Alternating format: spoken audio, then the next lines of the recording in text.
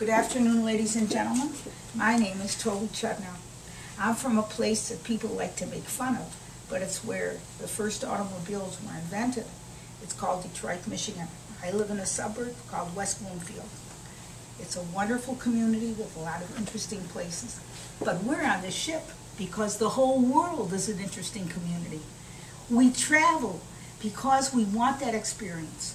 We travel because it's very important to learn about other places in the world. What's going on in Brazil? Why are there children in the streets that have no homes?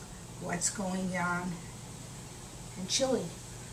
What does Chile have that's so wonderful? How about Puerto Madryn? How about the South Pole? I've been traveling for the last 35 years. It's very exciting to go to new places. And you're on the best possible vessel to see all of these places. Traveling by ship isn't just traveling. It's an experience. You get to get on the ship. Your hotel is with you. You don't have to worry about a place to sleep every night. You don't have to worry about a place to eat or if you'll get sick from the food. All you have to do is lie back and enjoy it. So I'm going to tell you about one of the most wonderful trips you can take. I suggest that you always bring along one of the most important things. A hat. A wonderful hat to cover your head, to keep you out of the sun and out of whatever the elements are. And if we're going to South America, find one that's really something special. Or wait and buy one there. So I'll tell you a little bit about South America. It happens that I've been on the route of the Ancient Mariners. The route of the Ancient Mariners begins in the upper part of South America. Now you could be going on a ship and going down the Manaus River, which happens to be the longest river in the world. It begins in the northern part of South America and travels all the way into the heartland of Brazil. It's terribly exciting, and one of the things you'll do is drink the biggest glass, the biggest bottle of beer you've ever seen, because Brazilians drink beer that's more than a liter at a time. You'll go down the river where there are piranhas, somewhere in one of the offshoots of this magnificent river. Manaus is the city that's at the mouth of the Amazon River. The Amazon River, again, is the longest river in the world. If you're going to start there, then it's possible you could be going to the east, going to Uruguay, going from Uruguay to Argentina, and going all the way around to the South Pole. I never got quite that far, but what is the lowest place, the most further, just a minute, lost my words, the southernmost tip with the last city is called, anybody here know? It's called Ushuaia. And Ushuaia is a very buzzing place. It's small, but very exciting. And it happens, there's a glacier there. It takes about 15 minutes from your ship to get to that glacier. And some of the most beautiful islands and areas that you'll ever see.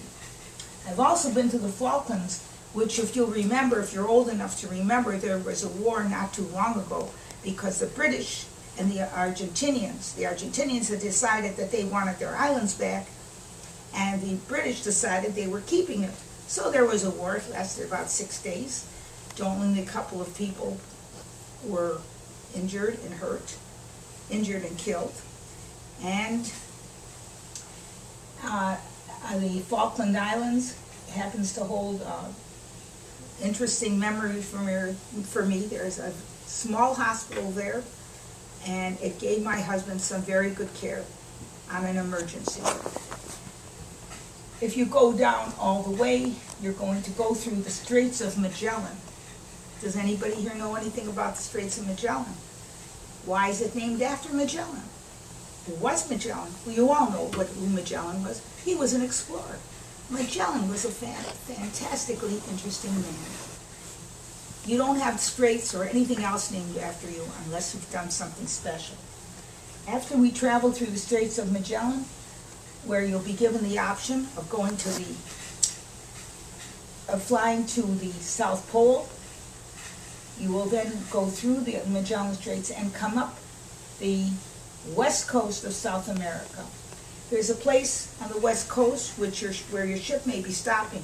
It's called Puerto Montt. Puerto Montt has more buses going to various parts of South America than any other place.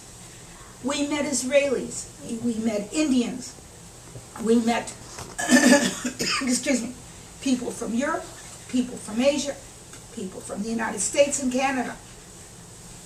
Puerto Montt.